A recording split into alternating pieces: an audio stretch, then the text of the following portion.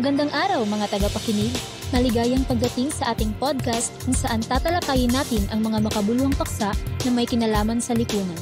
Ngayon, pag-uusapan natin ang isang napakahalagang paksa mula sa kursong Sociology of Deviance, ang paglihis sa kumbensyonal na pamantayan dulot ng kakulangan sa buhay. Ano nga ba ang ibig sabihin nito at bakit mahalagang pag-aralan ito? Handa na ba kayo?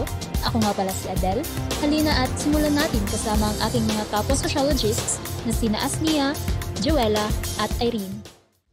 Ang paglihis sa kumbensyonal na pamantayan dulot ng kakulangan sa buhay ay madalas nangyayari at ginagawa ng mamamayang nagmula sa mahirap na estado sa buhay. Sa madaling salita mga tagapakinig, pinag-uusapan natin dito ang mga dahilan at epekto ng mga kilos na labag sa pamantayan ng lipunan na kadalasan dulot ng kahirapan. Kaya't sumabay kayo sa amin habang inilalatag natin ang mga detalye.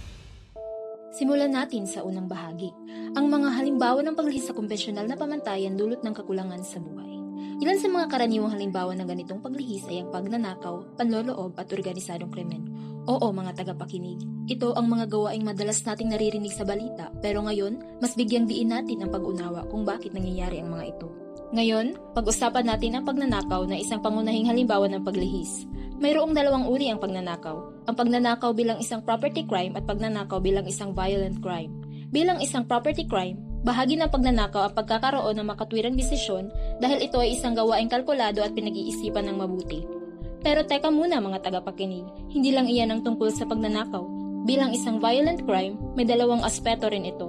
Una, sa pagnanakaw na walang armas at actual violence, mas delikado ang mga hindi armadong pagnanakaw dahil ito ay maaaring magdulot ng pinsala sa mga biktima, lalo na't naniniwala ang mga gumagawa ng krimen na mas manlalaban ang mga biktima kapag nakita silang walang armas. Pangalawa, sa armadong pagnanakaw at potential violence, bilang isang pananakot gamit ang puwersa, ang potensyal na karahasan sa isang armadong pagnanakaw ay bihirang humantong sa totoong karahasan dahil ang paggamit ng armas, lalo na ng baril, ay madalas tumitiyak ng isang matagumpay na pagsasagawa ng krimen. Napakalalim nito, di ba? Ngayon, alamin natin kung ano ang mga sanhi ng pagnanakaw. Ayon kay Landau at Friedman noong 1993, isa sa mga salik na nauugnay sa motibasyon sa paggawa ng krimen ay ang mataas na unemployment rate tuwing taglamig na higit na nagmumula sa pagkawala ng seasonal jobs at ang economic pressure sa pagtaas ng gastusin. Ayon kay Gold, ang mga taong may suliranin sa pera ay mas nakararamdam ng matinding frustration kapag alam nilang maraming iba pa ang namumuhay ng maginhawa dahil sa general fluence sa kanilang paligid. Ayon kay Cohen, Cantor at Lugel, ang economic abundance ay nagpapataas sa tinatawag ng ilang sociologists na target suitability para sa pagnanakaw. Napakagandang punto iyan. Ngayon, lumipat tayo sa susunod na paksa, ang panloloob. Kadalasang matalino at maingat sa pagpaplano ang mga burglars. Karamihan sa mga panloloob ay nangyayari tuwing alas 9 hanggang alas 11 ng umaga at alauna hanggang alas 3 ng hapon. Mga oras na karaniwang walang mga tao sa bahay dahil sa trabaho, paaralan, pamimili o bakasyon. May ilan ding burglars na kumikilos sa gabi, ngunit tinitiyak muna nilang walang tao, tulog o nasa bakasyon ang pamilya. Bago isagawa ang krimen, inaalam muna ng mga burglars kung may alarm system ang bahay. At kapag meron, madalas ay hindi na nila tinutuloy ang panloloob. Ang pangunahing dahilan ng panloloob ay ang pagnanais na magkaroon ng pera para sa mga personal na layunin tulad ng mabilis na pamumuhay, pagdiriwang at paggamit ng droga at alak. Ayon kina Wright at Tucker, ang ganitong pangangailangan ay bunga ng street culture na nagbibigay halaga ng kasiyahan at pagdiriwang bilang pangunahing layunin sa buhay. Bukod nito, ayon kina Link at Cantor, ang kawalan ng ugnayan at pagbabantay sa pagitan ng mga kapitbahay ay nagpapababa rin ng proteksyon laban sa panloloob. Napakahalaga ng papel ng komunidad. Ngayon, pag-usapan natin ang organisadong krimen. Ang mga taong sangkot sa organisadong krimen, tulad ng mga ordinaryong Amerikano, ay nagsisikap din na makamit ang American Dream. Ngunit sa paraan na labag sa lipunan at lihis sa normal na pamantayan. Bawat grupo ay kilala ng mga alagad ng batas bilang isang crime family.